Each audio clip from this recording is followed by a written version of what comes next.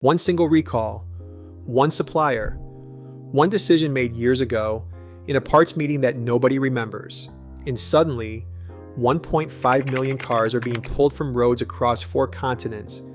BMW's annual profit forecast is slashed overnight, and the world's most admired premium automaker is staring at a bill exceeding 1 billion euros, not for expanding into new markets, not for building the next generation of vehicles, but simply for fixing a brake system that should never have failed. That is where BMW stands today. Not at the edge of a cliff, but already falling, and still trying to convince itself that it knows how to fly. To understand how this happened, you need to go back to where it all looked perfect, because BMW did not collapse through one catastrophic strategic gamble. BMW collapsed through something far more dangerous: accumulated confidence. The quiet belief that because it had always been the best, it would always remain the best. On September 10th, 2024, BMW's global press office announced a recall that rippled through the automotive world. 1.53 million vehicles across nearly every market were suddenly flagged for urgent safety review. The recall code, Nimbus 1N34, became synonymous with a crisis that reached from Munich to Los Angeles. The affected list was exhaustive: 5 Series, 7 Series, every X model, the XM, the new i5 and i7 electrics, Mini Cooper and Countryman, and the Rolls-Royce Spectre.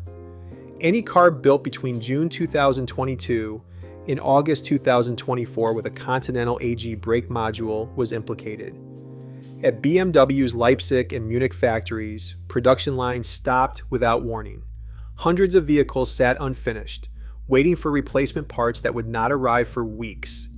In North America and Europe, over 320,000 cars in dealer lots were locked down, undeliverable until the defect could be fixed. The official language was precise. A faulty weld in the servo motor inside the electronic brake control unit could cause sudden loss of brake assist, forcing cars into a degraded mode and increasing stopping distances beyond legal limits. BMW's quality and safety teams, usually working quietly behind the scenes, found themselves at the center of a global emergency.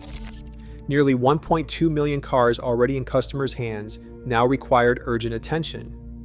Service centers faced a flood of appointments and warranty claims. The company's carefully orchestrated production rhythm was broken overnight, and the core promise of BMW, safety, reliability, control, was suddenly under threat.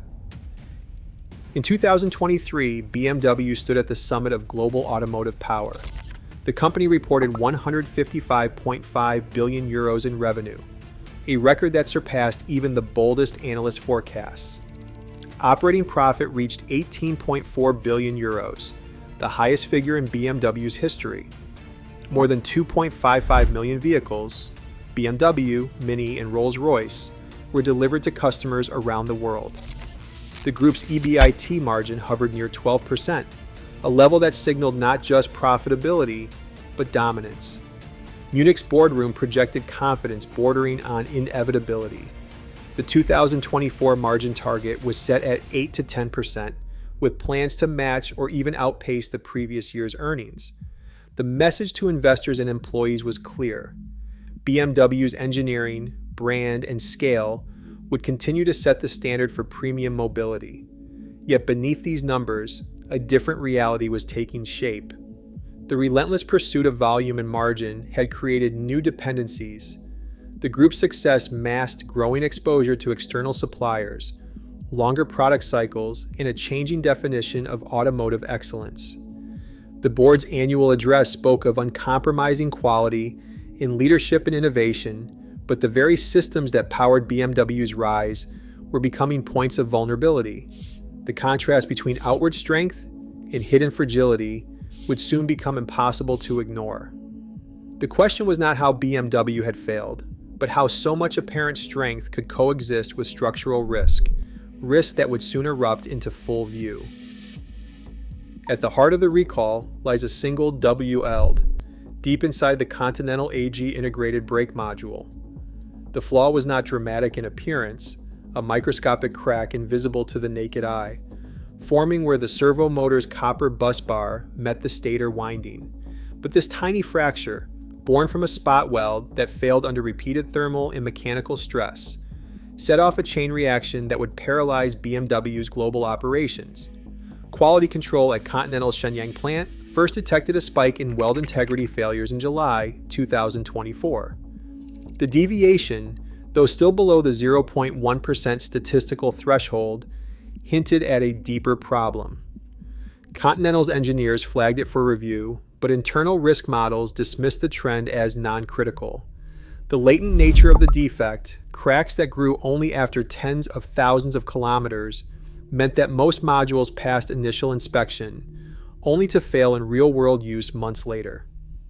As field data accumulated, BMW's analytics teams in Munich began to spot a pattern. Clusters of brake assist warnings, diagnostic codes pointing to servo motor loss, and a growing number of cars entering safe mode with degraded braking. By October, a cross-functional task force was activated, pulling together reliability engineers, supplier liaisons, and legal counsel. The investigation traced every fault to a single point of failure: the WL'd. The scale of the problem was amplified by a critical contract decision. Since 2021, Continental had served as BMW's sole supplier for the integrated brake module under a volume commitment of 3 million units over 5 years. There was no backup source, no alternative module ready to deploy. When the recall was triggered, every affected BMW, from the 5 Series to the Rolls-Royce Spectre, shared the same vulnerability. The cost of this dependence would soon climb into the billions as BMW scrambled to replace modules, halt deliveries, and restore confidence in a brand built on engineering perfection. China once stood as BMW's most lucrative battleground, a market where German engineering and badge prestige translated into more than 820,000 premium deliveries in the first half of 2024 alone. But as the recall crisis unfolded, the ground shifted under Munich's feet. BMW's China sales plummeted 13% year-on-year in that period, the sharpest drop among European luxury brands. Market share slipped from 12.8% to 11.3% in just 12 months. The erosion was not the result of a single misstep, but of a widening confidence gap, one exposed and deepened by the recall, but rooted in something older: the belief that historic excellence would always command a premium. While BMW's assembly line stalled, Chinese rivals surged ahead. BYD's Han sedan offered 605 kilometers of range for 35,000 euros, outselling BMW's electrics by a wide margin. NIO's ET7, with a 620-kilometer range and access to more than 200 battery swap stations, captured buyers looking for speed, convenience, and relentless software updates. Xiaomi's SU7, launched at 41,000 euros, moved 130,000 units in its first half year, proof that digital integration and rapid iteration now matter more than tradition. The contrast in development cycles told its own story. BMW's typical 4 to 5 year platform timeline, once a symbol of careful engineering, now left it flat-footed. Chinese competitors rolled out new models and major updates every 18 to 24 months, using vertically integrated supply chains and in-house software teams to compress time to market. The result: Chinese brands delivered superior range, lower prices, and fresher technology, qualities BMW could not match at the same pace or cost. In this new environment, BMW's recall was more than a technical setback.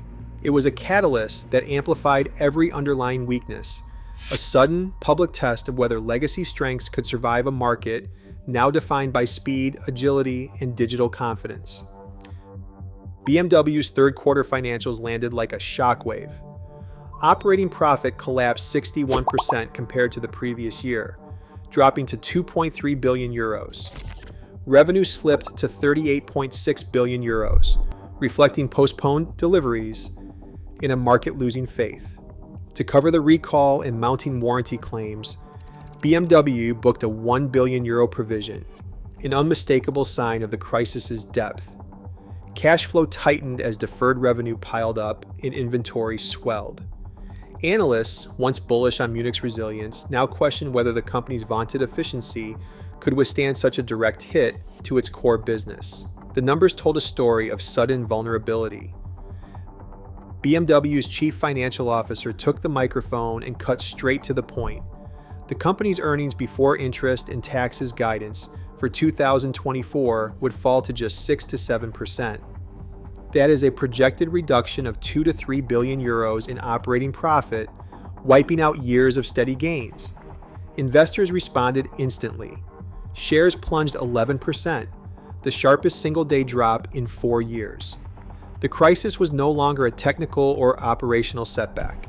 It had become a direct assault on BMW's standing as an elite, reliable profit machine. Today, BMW's EBIT margin sits 2 points below target, and 1.5 million cars are still under recall. Prestige alone no longer guarantees survival. As China's innovators redefine excellence, the real question isn't who built the best car last year, but who can still earn trust tomorrow.